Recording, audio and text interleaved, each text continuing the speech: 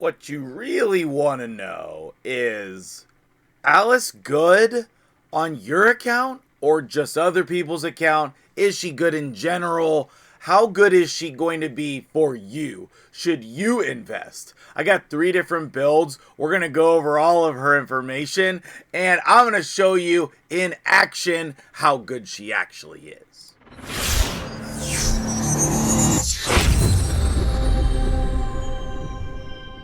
What's up, guys? MtgJedi here. How you doing today?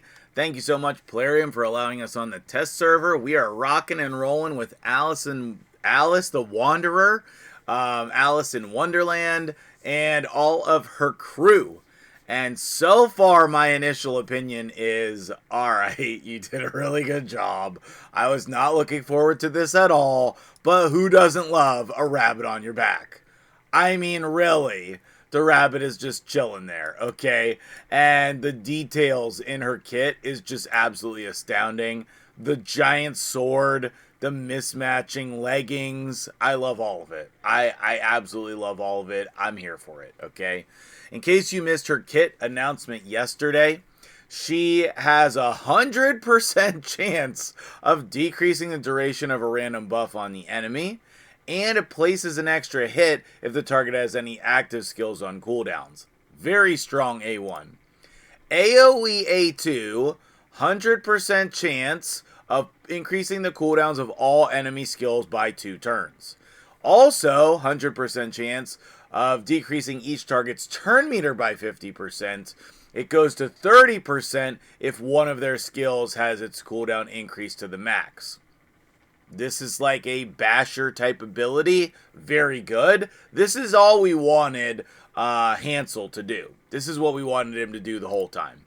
And then her A3, single target nuke, 20% ignore on the defense of the target. And if they're killed, also attacks the enemy with the lowest HP, will ignore 20% of their defense. But her passive, it's where it's at.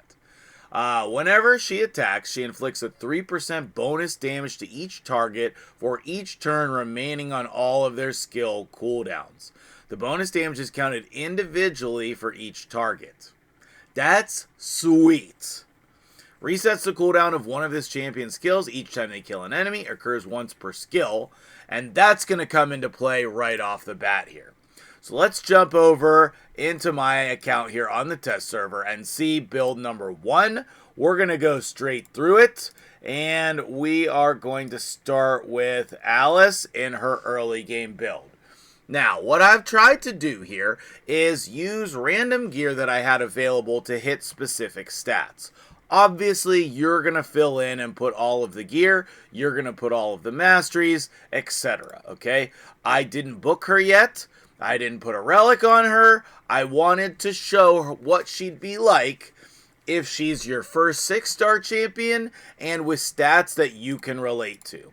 So, 3100 attack, 160 speed, 100% crit rate, 129 crit damage, and 231 accuracy. Maybe the accuracy is a little bit higher than what you could do at this level, but as I said, you have your full gear to make this work, and most of you watching this video could do better than this. So where are we going to test her with this gear? Well, where would you be using her? That's going to be campaign.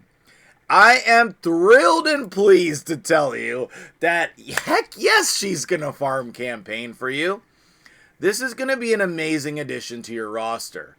And I have chosen these stats specifically because these are kind of the minimums to clear the waves here. And you saw her AoE trigger twice there because of her passive. 13 seconds. Oh yeah! Which she's very consistent with on 12-3 Brutal. That means that she's going to be able to clear all of the content before that as well on normal and hard. So if you are starting a new account thanks to this video, the campaign with Alice in Wonderland, or the Hell Hades free-to-play challenge that I will also be partaking in, she can be your first 6-star if you want her to be, depending on the Hell Hades rules. I don't know what they are yet. I don't think he's released them at the time of this recording. But this is going to be a powerful champion to add to your account right away. And as you can see there, like, you know, these are the base stats that we can have for a quick farm on 12-3. If we were to go with less stats than this, then she could probably still do it. It would just be slower. So if you're still rocking 4-star gear, if you don't have her fully ascended, which is very difficult early on, that's going to be the stats that you're looking to get, okay? Now, this build is not going to go do a crazy amount of other things, but it is going to help you in the event dungeon. And I will have a full video on this, covering the whole team and everything.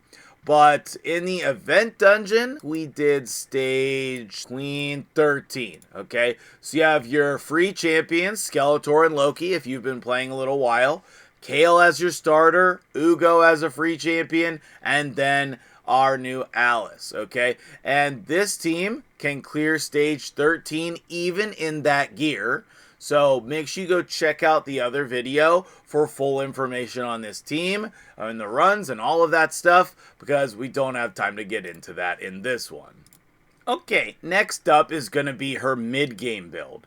And I'm going for specific stats here that I think mid-game players can achieve. 4,500 attack, about 200 speed, maybe a little slower would be fine. 225 crit damage. Again, that 230 accuracy is a key threshold. We really need that for this type of build.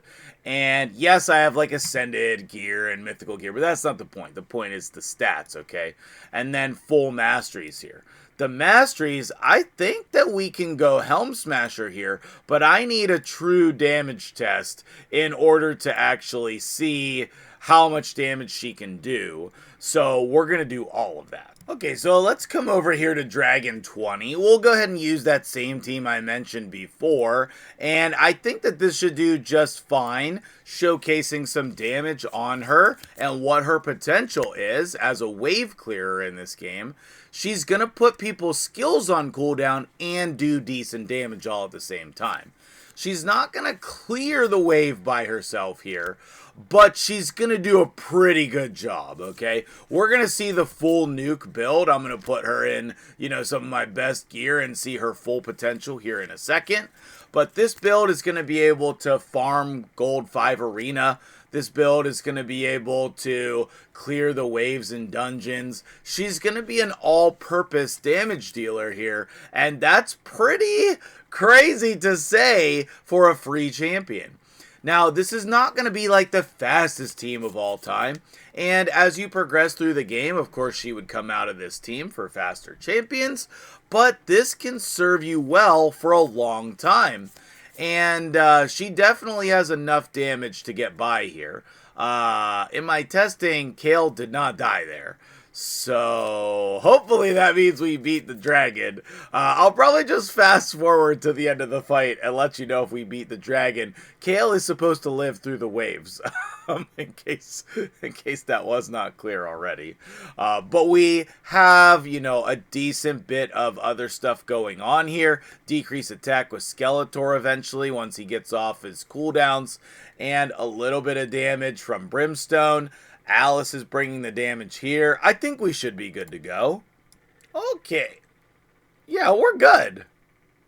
Alice is still alive. Everybody's still alive. Yeah, we're good. Okay, sweet. So you can see Alice doing the majority of the damage here, and then Loki coming in second place with his Brimstone. You would have seen Kale do a bunch more damage too because of his poisons, but that's a really good indicator. Now, I'm not going to go over into Arena with this build because on the test server, people's teams are absolutely insane on the normal server, you would find good success with this build in Gold 5, in Silver 3v3, in all of those places. She can do good work for you in a lot of teams, depending on how much you need her. So let's get her geared up for build number 3 and show you what she's really capable of. Okay, here's her endgame build. Now, she is not have a blessing, so I don't really have the gear to give her good nuker stats and good accuracy stats, but it's pretty decent. 6,500 attack, 328 crit damage, still staying around that 230 mark on accuracy is good as well. But I want to take her in here and I want to see what she's like with some real like decreased defense and weaken Lydia action in order to make this like really, you know, accurate as far as how much damage she can do. I think we just want Lydia in here. We have the attack aura. Oh, we need increase attack somewhere. Maybe Arbiter coming in there. Okay, other than that, that's the only buffs and debuffs that I want to use on her. Because I don't like when we go with like the Gerb Tucks and all of that stuff. Alright, so the AoE, what I really want to know is, can she clear the wave? 200k. Yes, she can. Okay, yeah. Let's slow it down. Let's see that one more time. I think the highest was 200k, but I want to go again just to be sure. Now, we didn't hit the decreased defense and the weaken both on both of these. 150. Okay, so 150 to 200. That's not bad. That is definitely not bad. Okay, let's see here. Most of the time, if you can't clear those waves, then they're not good enough to be a nuker, just to give you some context. Okay, let's kill somebody. 255, 299. So she's getting a boost on that second attack. That's great. Then we'll just see what we can do with the A1 here. A1. 89 and 68. Okay, that's not bad. That's not bad. I wouldn't necessarily say that that's great. But with the combination of the abilities, yeah, absolutely. And then, like, being able to just campaign farm with this type of a build as well, in case you don't have somebody that's faster, let's go ahead and see how much that improves the time here. Is it still going to be 13 seconds? We got the 2 wave clears, the 2 kills, the 3 kills. Yeah, because the food didn't die. Okay, actually 1 second slower. I mean, that's just a little bit of variance there. So yeah, in whatever build, basically, she can be your campaign farmer. She's not the fastest at it, but she's certainly respectable.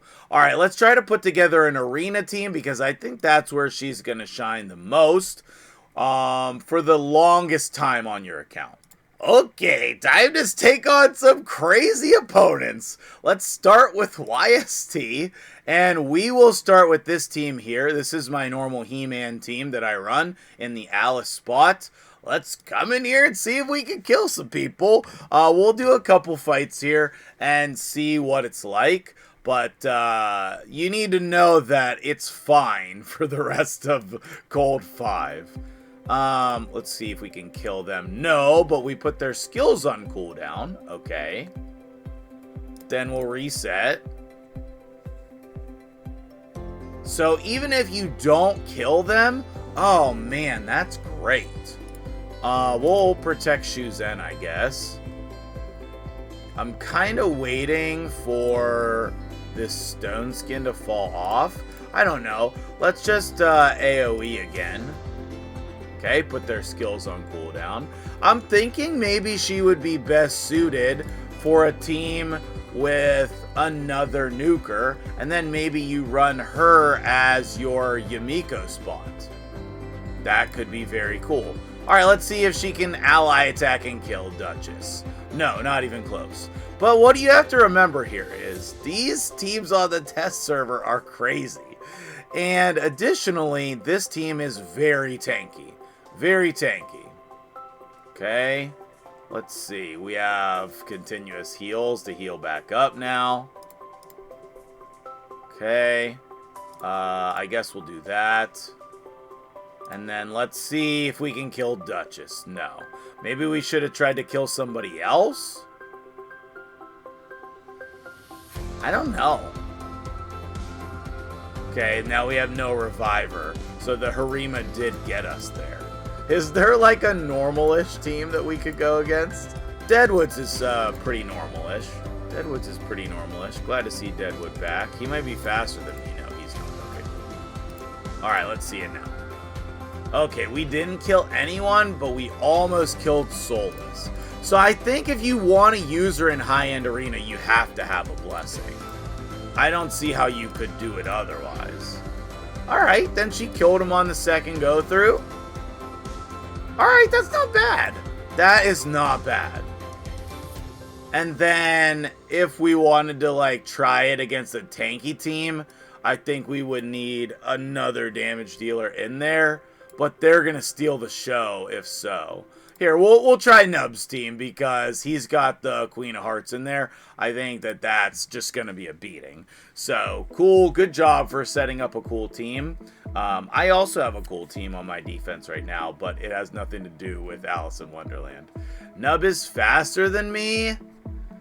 Yeah, okay, I'm dead. There we go. Okay, cool. Dead. Yeah, wowzers. Putting the buffs up on your team is pretty rough. Once we get to the real server, you're gonna see how easy it is to clear the teams, though. Okay, so I made her a little bit faster with more accuracy, and I put He-Man in the team to see if she can fall into that Yumiko spot as a secondary damage dealer. Let's take a look at this Lizardman team here. We'll definitely be faster than them, so I figured that was a good starting point. So we'll boost. We'll put their skills on cooldown. Did we not put anyone's skills on cooldown? Cool story, bro. And then we'll kill them. Okay, so she's not doing as much damage as my, you know, crazy empowered best gear on my account He-Man, but that's okay. And then maybe let's try Senda here. And then 3 orders of white rice. And then? He's probably faster than me, but if not, we probably have a chance. Okay, I'm in there. Okay, let's put their skills on cooldown. Okay, perfect. And then let's nuke them. Perfect. And then... yeah, 3 orders of wonton soup. And then? Basically, how she would function there is obviously putting their skills on cooldown, but then in addition to that, she would be able to come in and clean up any messes. So maybe she could be good with single target damage dealers as well, like Rhodos, where she's giving you... Okay, we lost the speed fight there. Where she's giving you some damage and some control. You'll have to let me know what your opinion is of this after this. Okay, Boozer has got some good, cool champions in here. So let's take a look at this team.